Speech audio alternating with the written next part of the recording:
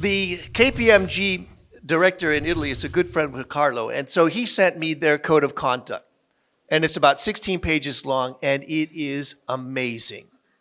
It is amazing. And I said to him, I underwrite everything that you say in this code of conduct. It's beautiful. Look at this. Our values. We lead by example. We work together. Above all, we act with integrity. And it goes on and on and on. And these are beautiful words. One of my parishioners is a middle management executive in KPMG here in Rome.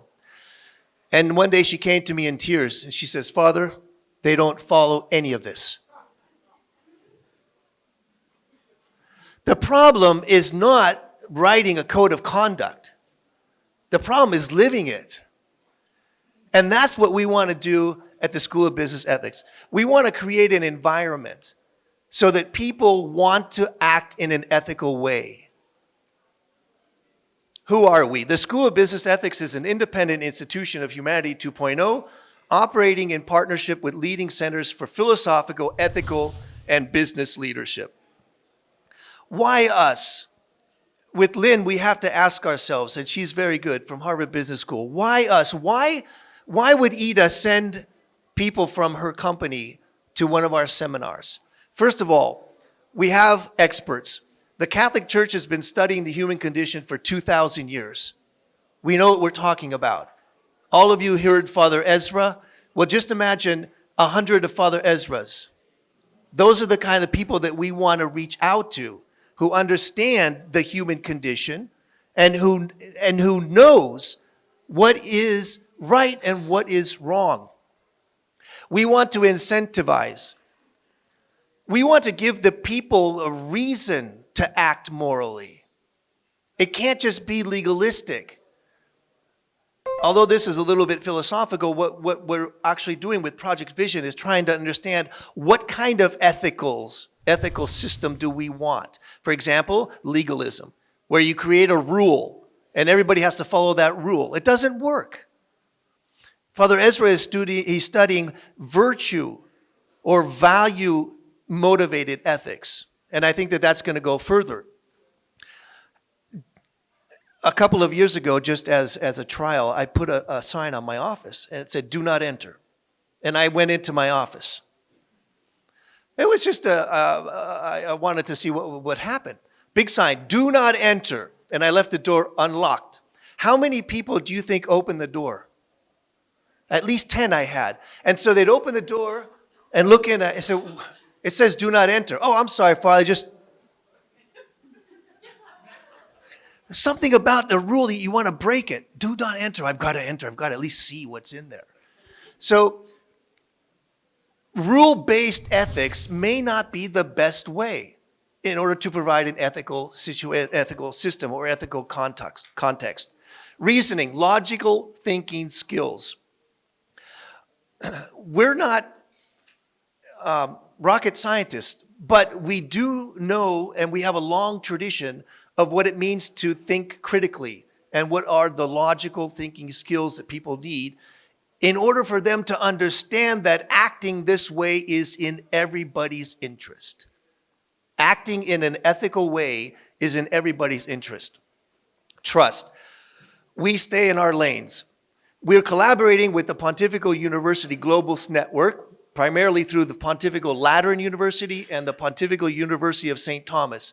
But again, we're opening up to the Holy Cross. We had Father Bob Gall here today, who's in charge of the School of Church Management in the Santa Croce. We have Father Giuseppe Tanzelaniti, who is a theologian also there. The Pontifical University global system is very, very effective, and we are tapping into that. But we're not pretending we know about business. So that's why we have Letizia, that's why we have Lynn Payne, that's why we have Mike Useem from Wharton, because they represent the best business schools in the world. And so I think it's a win-win situation. We offer them the 2,000-year rich tradition of Catholic education, especially in ethics, and they offer us the best that the business world has to offer in terms of training. I think people will come to us because we have credibility. There's third-party validation and support. People farm out different problems in their company, like accounting or legal. Why should ethics not be one of those also? Oh, who can we go to when we have an ethical quandary where we're working on a new blockchain technology or nanotechnology or artificial intelligence? Let's run this through someone who knows about the ethical implications. That's what we're here for. Our mission is to provide all businesses with the education and expertise required to operate ethically. Now, how are we going to do this? We'll provide executive level education in the form of seminars and also full courses. Obviously, this will grow in the coming years. Diplomas and certificates will be issued. Ida told me that most business executives don't have time to get a master's degree or even a full semester. But what we're going to do is provide intense seminars at different levels for people so that they can get an update in terms of the ethical dimension of business. The school will work with businesses and industries to co-develop ethical toolkits and programming in order to provide practical means for employers and employees to avoid ethical catastrophes. We'll also offer the possibility of consultation, appealing to a third-party opinion and guidance on particular ethical dilemmas that they may face. The school will continuously work to evaluate trends in business and economics, contribute insight, and offer guidance to ensure they remain dedicated to the service of the common good. What is our approach? Logic. The school's approach will be to teach philosophical reasoning and ethical discernment techniques utilizing a case study methodology, which of course has become famous through Harvard Business School. The school's intention is to elevate human thinking and advance the common good through promoting better business. This is not an initiative for evangelization, but one rooted in universal ethical principles. Now, we can't avoid the fact that this is a Catholic institution. We're in Rome, we're in partnership with the Vatican, but it is completely a-religious. We're not talking about religion. Father Ezra mentioned this earlier. We're not trying to persuade people in terms of their religious beliefs. We're trying to get at universal ethical principles that can be applied in the business world. The school will be open to the intellectual contributions of all people, regardless of religious beliefs or any other discriminating factor. The School of Business Ethics is a Humanity 2.0 institution that will be headquartered in Rome and led by the Pontifical University of St. Thomas, the Angelicum, and the Pontifical Lateran University. We will draw from the multidisciplinary and diverse group of experts from around the globe to fulfill our educational and consultative commitments. We are delighted to be collaborating in development of the pilot curriculum with world-class partners. And here you are.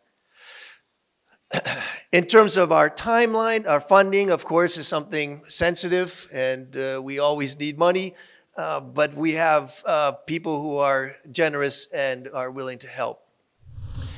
In terms of our timeline, we want to organize a pilot seminar in November, which looks good, and then in September of 2020, a pilot course, and those are being developed now as we speak. I would like to invite now a mini panel for just 10 minutes to explain a little bit more about what we're trying to do with the School of Business Ethics. So we have Letty and Mike and Father Ezra.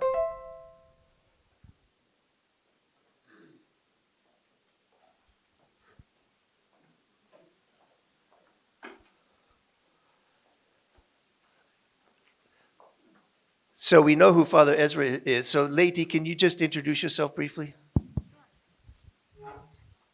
Hi, everyone. My name is Letty Garcia.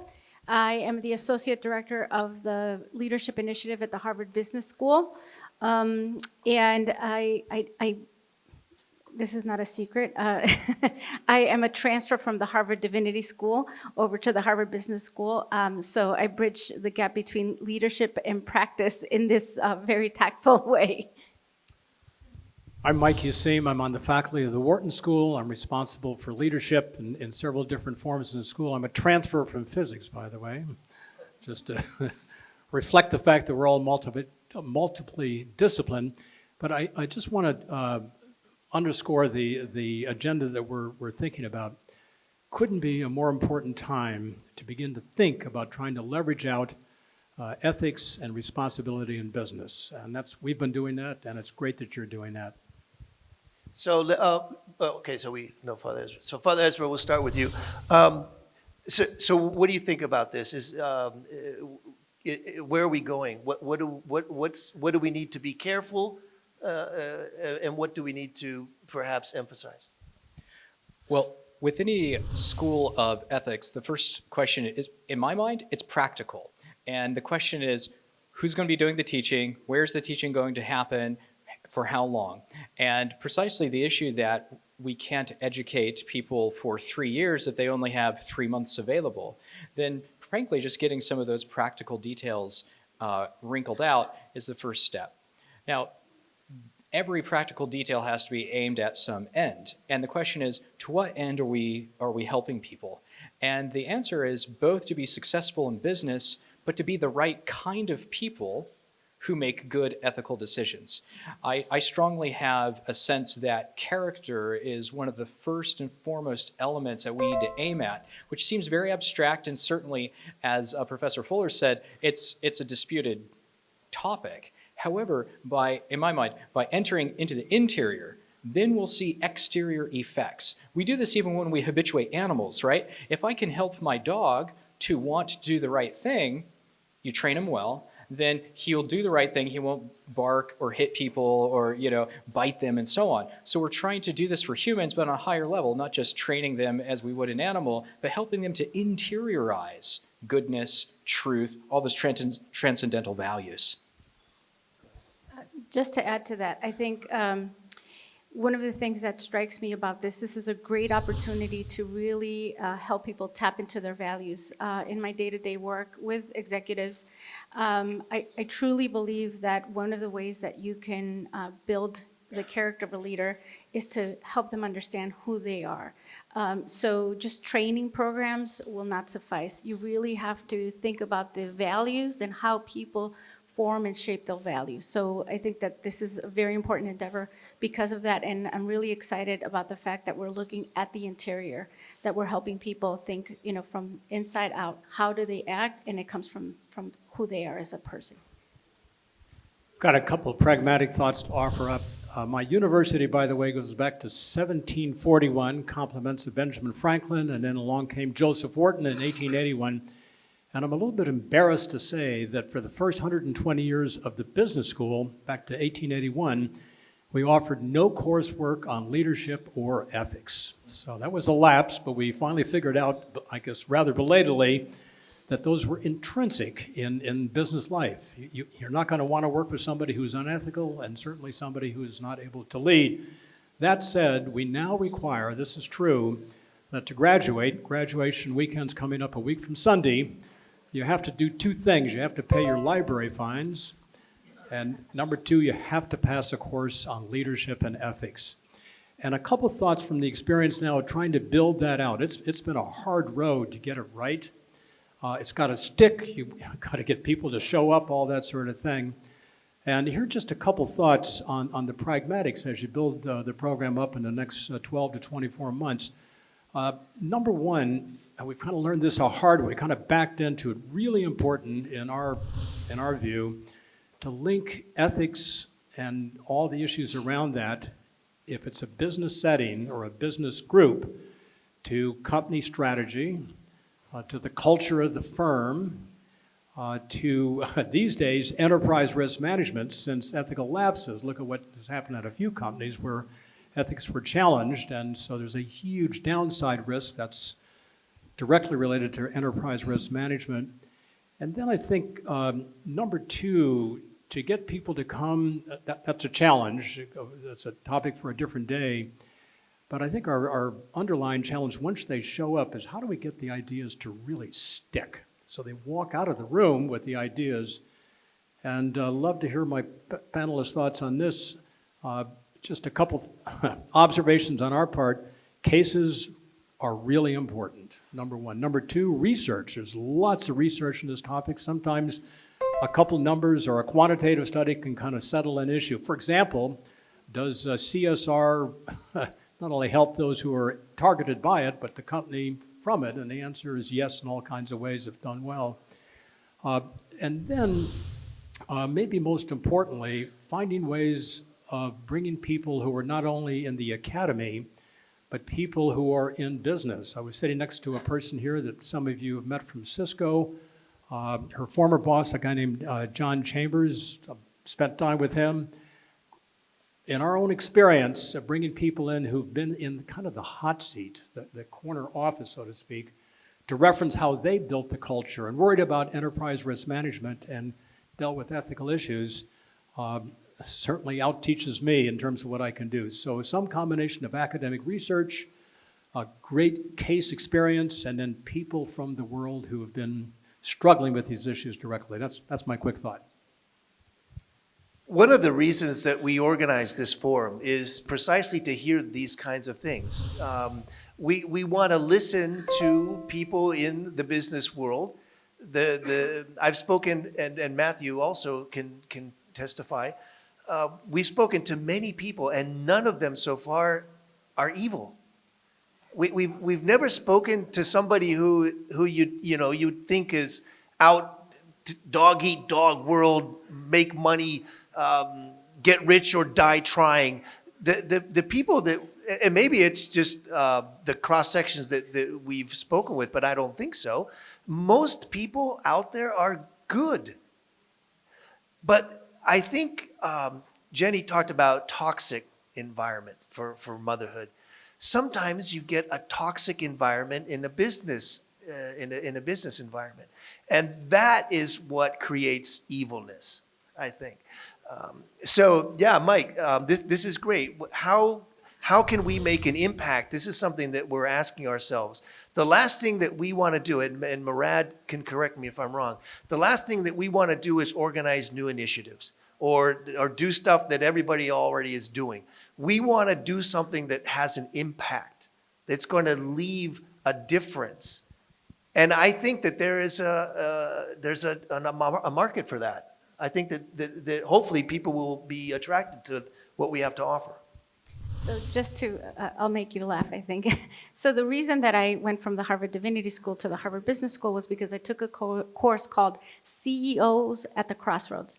And that's when I realized that business leaders have very tough decisions and that they're not evil, that they're intentionally good people, but something in the water, something's going on that allows for certain behavior to express itself. So I thought to myself, how can I, someone from the Harvard Divinity School, cross over and help business leaders think ethically? For me, it was a lot about the internal, as Father Ezra had said before, but I think that there is room for that. People are hungering for it. So I think there's a huge need, and I completely agree that we don't need other initiatives. It's really the practical. How do we actually implement this? And I'm very happy to help with that. Just one response to both Michael and Letty is, I'm thinking of two things. It's called contextualized ethics, and then there's narrative ethics. And these are both related to case studies. And there are two different issues. One is we can talk about these broad transcendental values, goodness, truth. But we all know that it's going to be contextualized differently. How I live out truth is going to be different than how you live out truth, because we live in very different worlds. I'm here in Rome, I'm a priest, etc.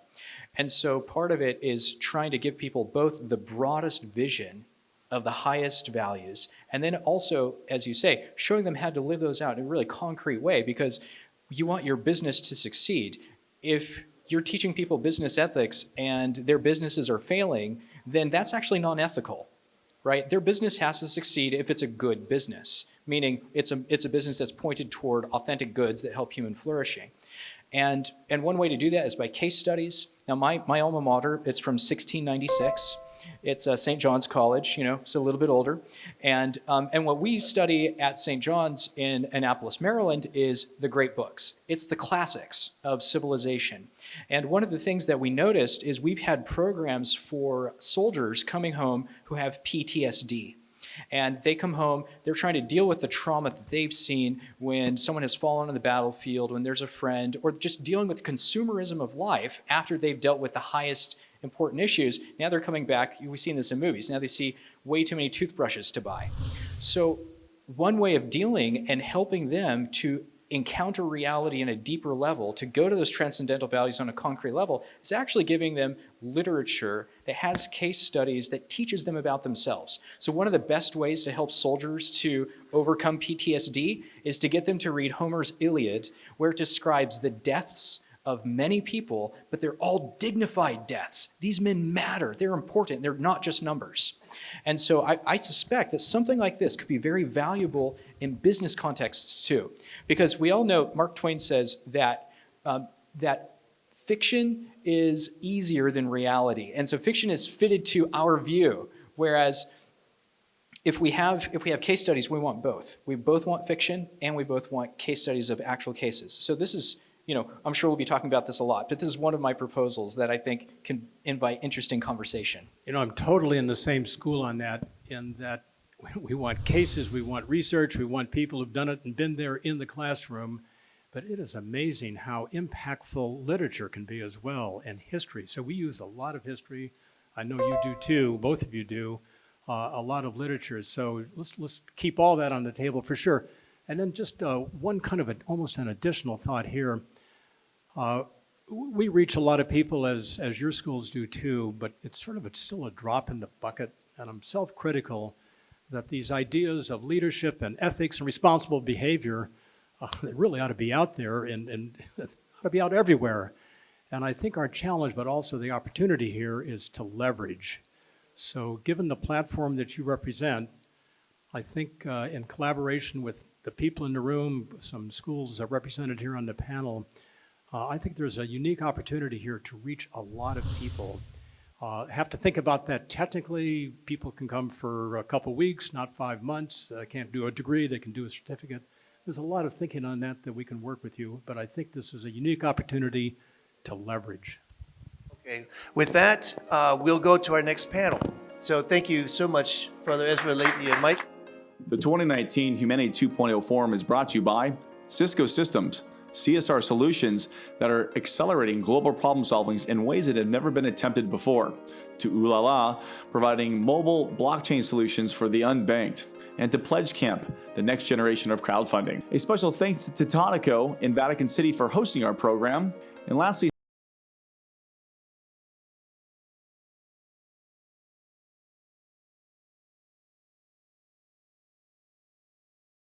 delivering high quality and affordable healthcare for all.